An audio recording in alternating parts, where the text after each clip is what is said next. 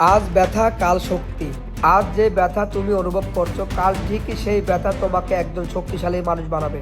Focus করো এবং নিজেকে প্রমাণ করো। চোখে চোখ রাখো, মনকে স্থির রাখো। আজকের পরিশ্রমে তুমি নিজেকে প্রমাণ করবে। মনে রাখবে, তোমার প্রতিযোগী তুমি নিজেই, কখনো অন্যের সাথে নয়। তোমার আসল প্রতিযোগিতা তোমার নিজের সাথে। আজকের তুমি যেন কালকে তোমাকে ছাড়িয়ে যায়। এক এক করে রিপ, এক এক করে পরিবর্তন।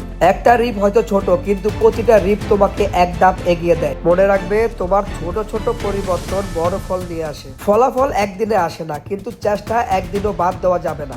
আজ তুমি যতটা পারো দাও, আগামীকাল তুমি নিজে নিজের উপর গর্ব করবে। পরিশ্রম করলে শরীর বদলায়, আর ধৈর্য ধরলে জীবন বদলায়। তুমি কোথায় আছো সেটা গুরুত্বপূর্ণ নয়, তুমি কোথায় যেতে চাও সেটাই গুরুত্বপূর্ণ। শরীর ক্লান্ত হবে, মন বলবে থামো, কিন্তু তোমার লক্ষ্য বলবে আরেকটু এগোও।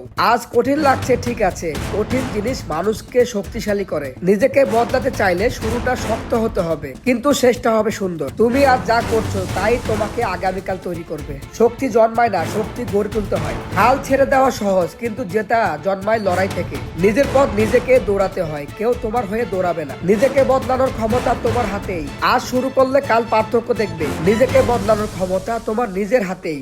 আজ শুরু করলে তুমি নিজের পার্থক্য তুমি কাল নিজে দেখবে। সময় কিন্তু চলে যাচ্ছে, সময় কারোর জন্য অপেক্ষা করছে না।